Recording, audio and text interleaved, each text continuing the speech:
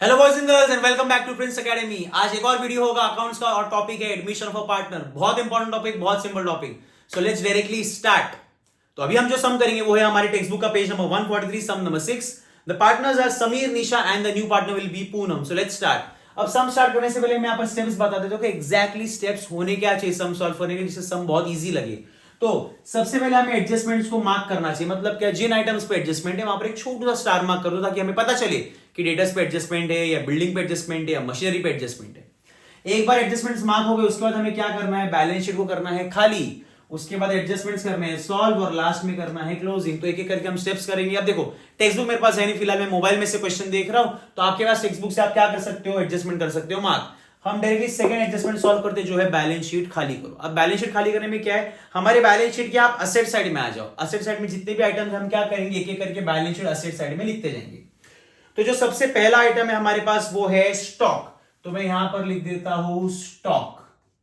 अब क्वेश्चन में हमें स्टॉक का अमाउंट दिया है 90,000। अगर हम एडजस्टमेंट में आके देखें स्टॉक का नया वैल्यू है, क्योंकि स्टॉक का नया वैल्यू है तो इसलिए हम स्टॉक को यहां पर लिखेंगे इनर कॉलम में 90,000। नेक्स्ट है fixtures, furniture and fixtures. Text book में जो हमें फिक्सचर्स का अमाउंट दिया है बैलेंस शीट में दैट इज 60,000। अगर एडजस्टमेंट में देखें तो उस पर भी एडजस्टमेंट है। जिन आइटम्स पे एडजस्टमेंट आते हैं उसे हम हमेशा लिखेंगे इनर कॉलम में। नेक्स्ट है डेटर्स। डेटर्स पे तो मैं बिना देखे बता सकता हूं, डेटर्स पे हमेशा एडजस्टमेंट आएगा ही आएगा, वो भी आरडीडी वाला। अब डेटर्स को कैसे लिखना है, जो उन्होंने लिखा है 150 माइनस 150 ना, हम वो नहीं लिखेंगे, हम ओरिजिनल अमाउंट लिखेंगे that is 1,50,000। Next is bills receivable, क्योंकि बिल्स रिसीवेबल के ऊपर भी एडजस्टमेंट है यार, हर असेट पे एडजस्टमेंट दिया है इस क्वेश्चन में, तो इसे भी हम लिख देंगे इनर कॉलम में that is 90,000। Last and final asset is cash in hand. अब देखो मैं कैश को बैलेंस शीट में नहीं लिखूंगा क्योंकि मैंने कैश अकाउंट बनाया है और असेट होता है डेबिट, इसलिए कैश के भी डेबिट साइड में मैं यहां पर लिख दूंगा टू बैलेंस ब्रॉट डाउन। पहले से हमारे पास कैश कितना पड़ा है 75,000। Is it clear. तो हम कौन सा स्टेप करें, हम बैलेंस शीट कर रहे हैं खाली, और बैलेंस शीट खाली करने में हमने सारे के सारे असेट साइड्स को कर दिया है खाली। अब आते हैं हम लाइबिलिटीज पे। अब लाइबिलिटीज में क्या दिया, सबसे पहले दिया है कैपिटल। कैपिटल का खुद का घर है पार्टनर्स कैपिटल, तो यहां पर हम लिखेंगे by balance brought down. Sameer का कैपिटल है 1,50,000 और निशा का है 162। फिलहाल पूनम हमारे पास नहीं है। आगे और क्या है, जनरल रिजर्व दिया है। जनरल रिजर्व को हमेशा डिस्ट्रीब्यूट करने का अमंग द पार्टनर्स, तो यहां पर मैं लिख देता हूं bye general reserve. Ratio question में दिया है 3:1 and the general reserve is 48,000। तो जब हम डिस्ट्रीब्यूट करेंगे ये हो जाएगा 36,000, 12,000 एंड डैश। लास्ट और फाइनल आइटम जो हमें लिखना है हमारे बैलेंस शीट में दैट इज क्रेडिटर्स। लाइबिलिटीज में आता है क्रेडिटर्स, तो मैं यहां पर लिख देता हूं क्रेडिटर्स। क्या एडजस्टमेंट है क्रेडिटर्स पे, अगर हम ढूंढे क्रेडिटर्स पे कोई एडजस्टमेंट नहीं है तो डायरेक्टली हम लिखेंगे 90,000 आउटर कॉलम में। तो यहां पर हमारा पहला स्टेप खत्म हो गया। एक्चुअल पहला स्टेप जो है बैलेंस शीट खाली करो। आई होप इतना क्लियर होगा। बहुत सिंपल है, बहुत इजी है। असेट्स को लिख दिया असेट्स में, लाइबिलिटीज को लिख दिया लाइबिलिटीज में, कैपिटल को लिख दिया पार्टनर्स कैपिटल में। Is it clear. अब हमारा मेन एडजस्टमेंट क्या है, हमें एडजस्टमेंट्स क्या करने हैं, सॉल्व करने। हर एडजस्टमेंट्स के दो इफेक्ट होते हैं, एक होता है डेबिट इफेक्ट, एक होता है credit effect. So let's start with the adjustment. पहला एडजस्टमेंट क्या है, पूनम इंट्रोड्यूस 1,20,000 एज हर कैपिटल। पूनम 1,20,000 बिजनेस में लेके आई। अब याद रखना हम जो अकाउंट्स बनाते हैं हम बिजनेस के हिसाब से बनाते हैं, तो बिजनेस के पास जब पूनम 1,20,000 लेके आई तो बिजनेस के पास 1,20,000 आ रहा है। क्योंकि बिजनेस के पास 1,20,000 आ रहा है, कैश अकाउंट हो जाएगा डेबिट। तो मैं यहां पर लिखता हूं टू पूनम्स कैपिटल, क्योंकि पूनम कैपिटल का पैसा लेके आई है, अमाउंट लेके आई है पूनम 1,20,000। यहां पर डेबिट, दूसरा इफेक्ट देने का है क्रेडिट, तो पार्टनर्स कैपिटल में बाय कैश पूनम के अकाउंट में 1,20,000। दो इफेक्ट हो गए। नेक्स्ट क्या है, पूनम वुड पे cash for goodwill which would be based on 4 years purchase of average profit of last 5 years। अब एक बार याद रखना, पूनम गुडविल भी लेके आएगी, लेकिन गुडविल हमें क्या करना पड़ेगा, गुडविल हमें कैलकुलेट करना पड़ेगा। अब उन्होंने गुडविल के लिए कैलकुलेशन के लिए क्या बोला, देखो गुडविल यहां पर लिखा है, गुडविल इज 4 years परचेज, मतलब 4 into 4 years purchase of average profit of 5 years। तो 4 into एवरेज प्रॉफिट, ये हमारा फॉर्मूला हो जाएगा। तो 4 इंटू, हमें क्या चाहिए, एवरेज प्रॉफिट। अब एवरेज प्रॉफिट ढूंढना पड़ेगा, इसलिए हमें 5 साल का एवरेज प्रॉफिट दिया गया। 5 साल का अगर मैं एवरेज प्रॉफिट को ऐड करूं तो यहां पर देखो, मैं एवरेज निकालू, it is 60,000 plus 45,000 plus 75,000 plus 30,000 और प्लस 45,000। इन 5 साल के प्रॉफिट्स को ऐड करेंगे, डिवाइड बाय 5 करेंगे, तो ऑटोमेटिकली क्या मिल जाएगा हमें, एवरेज। तो 60 plus 45 is 15 plus 75 180 plus 10 30 210 plus 45 हो जाता है 255। अगर हम 255 को करें डिवाइड बाय 5 तो आंसर आएगा 51,000। तो 51,000 है हमारा average profit of last 5 years. इस एवरेज प्रॉफिट को हमें मल्टीप्लाई करना है 4 से। अगर हम 51,000 इंटू 4 करेंगे तो आंसर कितना आएगा, आंसर आ जाएगा 2,04,000।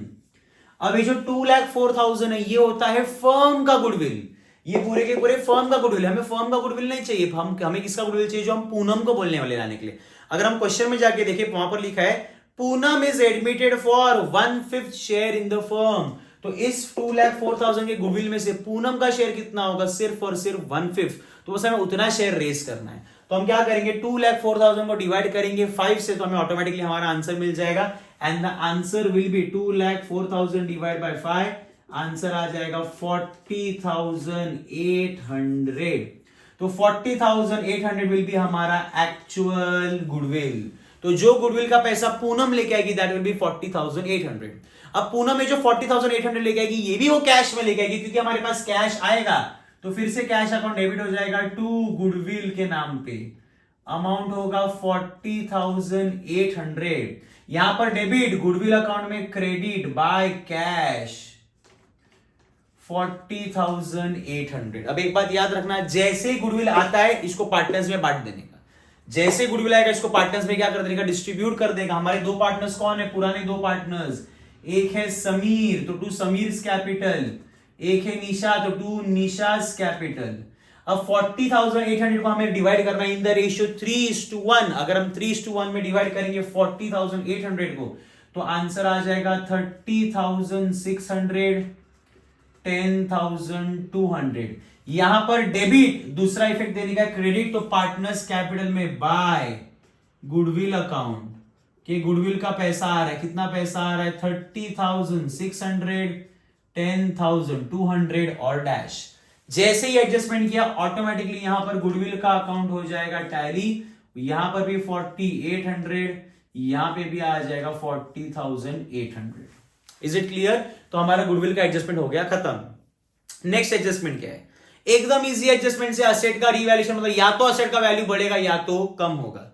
अब दिया क्या है, furniture and fixtures to be valued at 45,000। Furniture का वैल्यू था 60, नया वैल्यू हो जाएगा 45। तो कितना हमने कम किया, हमें 15,000 माइनस करना पड़ेगा। तो मैं यहां पर लिखता हूं लेस डेप्रीसिएशन 15,000, तो कितना हो जाएगा 45,000। अब आप खुद सोचो, अगर मेरा असेट है, मेरे असेट का वैल्यू कम हो रहा है तो मेरे लिए फायदा है कि नुकसान है? नुकसान है।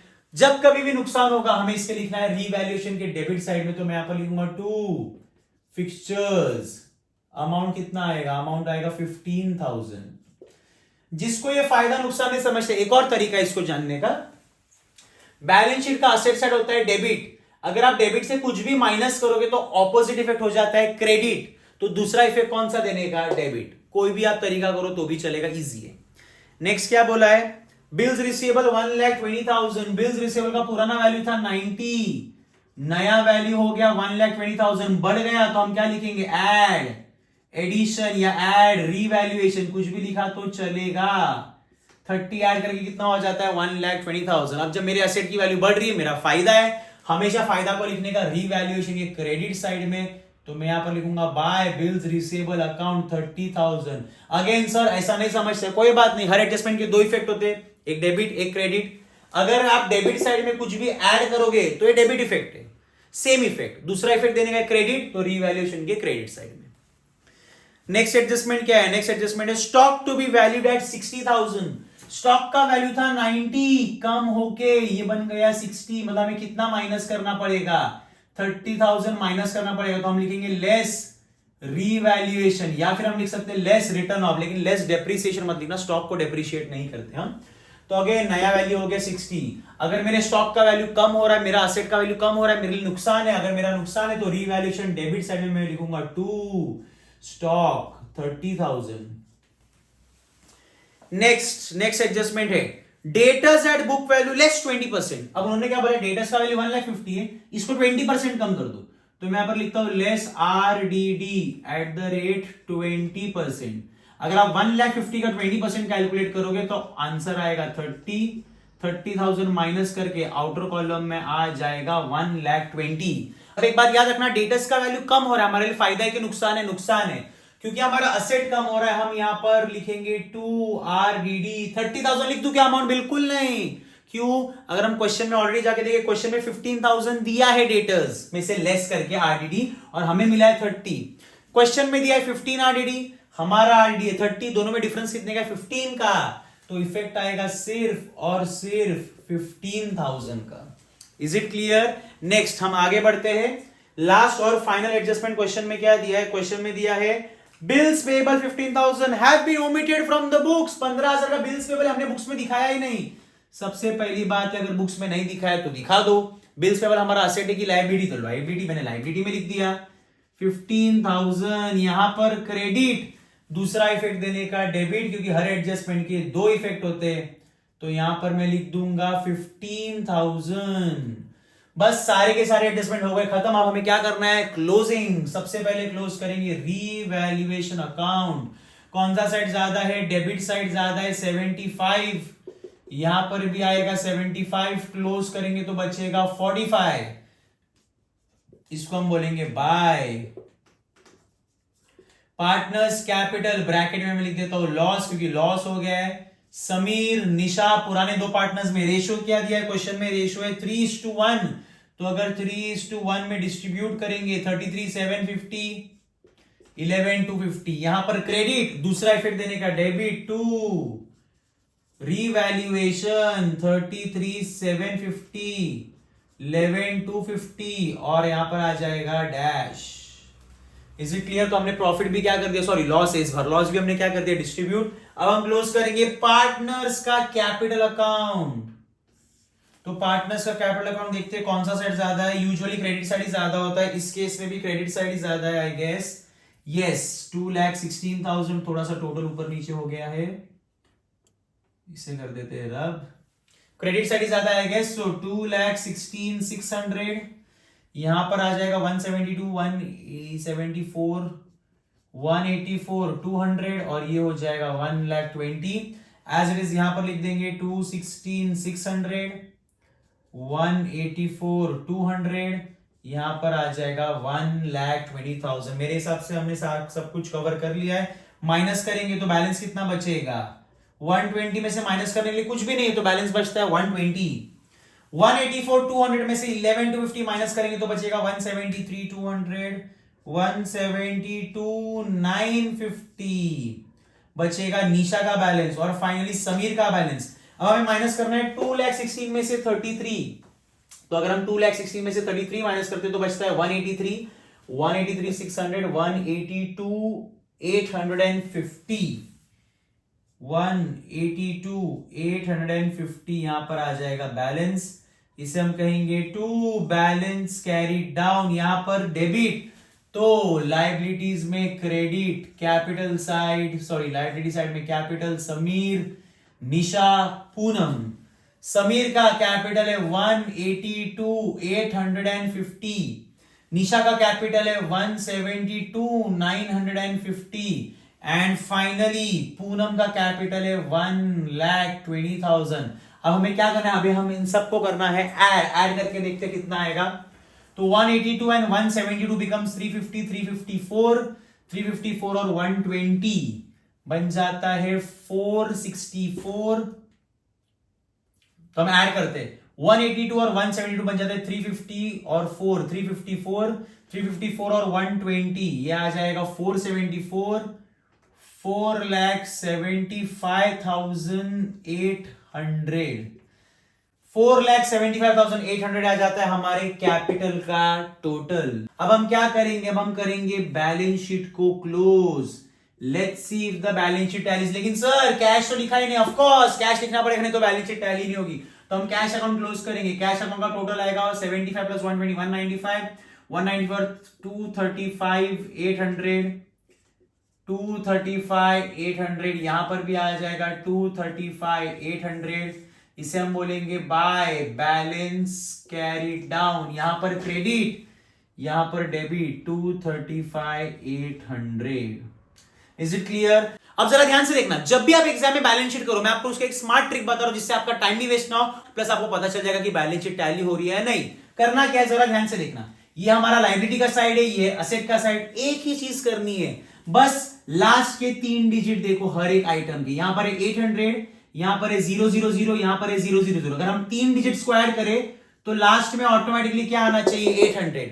सेम अगर हम असेट साइड में देखें, लास्ट के 3 डिजिट 00000 और लास्ट में क्या है 800। इन शॉर्ट असेट साइड में भी लास्ट में क्या आना चाहिए 800। यहां पर भी लास्ट में 800, यहां पर भी लास्ट में 800, मतलब 99.99% चांस है आपकी बैलेंस शीट टैली होगी। Please go ahead with the calculation. पर अगर यहां पर 800 आ रहा है और यहां पर 500 आ रहा है, यही का यही कैलकुलेशन रोक दो, क्योंकि आपकी बैलेंस शीट टैली नहीं होने वाली, चाहे आप कुछ भी कर दो। तो ये एक छोटी सी ट्रिक आपको एग्जाम में बहुत काम आ सकती है, ताकि आपका टाइम बच जाए और आपका टाइम वेस्ट बिल्कुल भी ना हो।